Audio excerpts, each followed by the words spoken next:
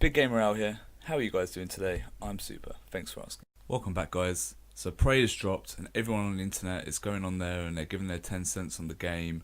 And I've been quietly sitting back, enjoying the game and playing it and seeing what I like about it. So I thought I'd give you a quick review and buyer's guide today. So what is Prey? So it's actually a reboot of an old franchise that Bethesda Softworks has brought back.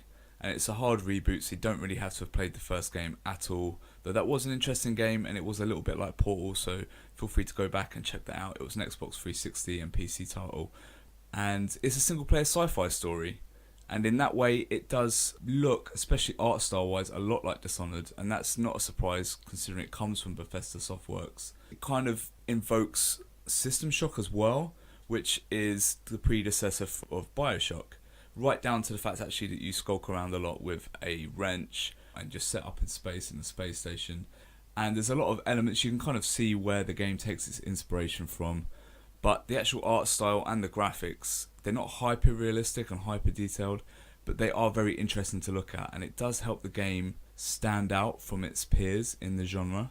And also, it does have quite a nice stable frame rate. Now, on PC, you're probably going to want to push up to 60 frames, but on consoles, it does seem, especially I was playing on Xbox One S, it does seem to be locked at pretty much 30 frames. There was a couple of scenes where I was fighting these floating robot security guards, and they kind of shoot fire, and that effect seems to drop a few frames if you get a couple of them on screen at once. But again, really not that noticeable unless you're trying to turn the camera fast. It seemed to be outputting a decent resolution as well, even on Xbox. I might even go as far as to say somewhere between 900p and 1080p. But I think the art style, the fact that it doesn't go for a lot of really detailed texture work, does help it keep a decent resolution and frame rate at all times. As far as the gameplay, it is a lot like Bioshock meets Dishonored, funnily enough, which I think is the inspiration for the game a little bit, and obviously where the developer has its strengths.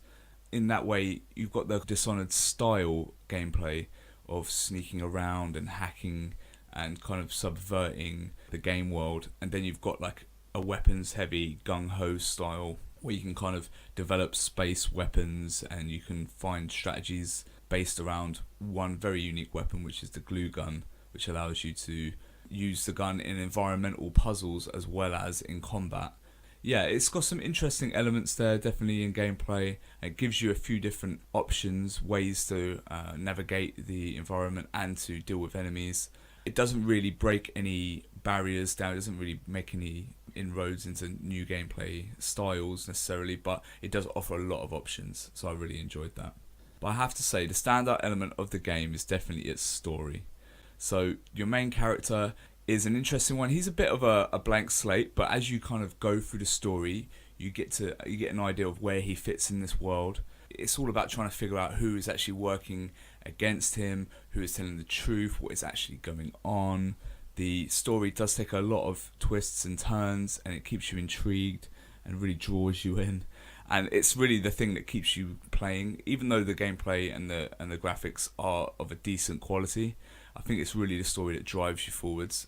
Any kind of long single player campaign like this really benefits from this kind of story, I think, especially one where you're kind of on the edge of your seat waiting to find out what the next plot twist will be or what's going to be shown to the character next, and you really feel like you're in there with him, trapped on this space station, which I love. I think the setting really helps that as well. It does feel a lot like Dead Space in that way. You're on a secluded space station. It does feel a little creepy like that sometimes, but also it invokes a little bit the atmosphere of like Portal 2, where you're in this environment. It's very scientific and lab based, and kind of the curtain is pulled from in front of your face and it's not quite what it seems. The inspirations for this game are there from the last few years, and if you've enjoyed any of these games, like Dead Space, Bioshock, Portal 2, any of this kind of stuff, I think you're going to find a lot you like with Prey, and I certainly did. In short, it's not the best looking game, but it's interesting. It's very stable and it plays well. It doesn't push the envelope as far as gameplay goes, but it does give you a lot of options, and the story will really keep you hooked. So overall for me, I would actually give this game an 8 out of 10. And it is a full price game. It's $60 or £40. Do I recommend you buy this game? I bought this game. I'm happy with it. I'm happy with my purchase. I think you can get your value out of this game. If you're not quite sure, even after what I've told you now, I think it's definitely worth a rental because the story is interesting enough. Even if this isn't your cup of tea gameplay wise, you're probably going to get your money's worth out of a rental. So guys, Thanks for listening today. If you want more reviews like this, feel free to like, comment, subscribe, and I'll see you next time. Cheers.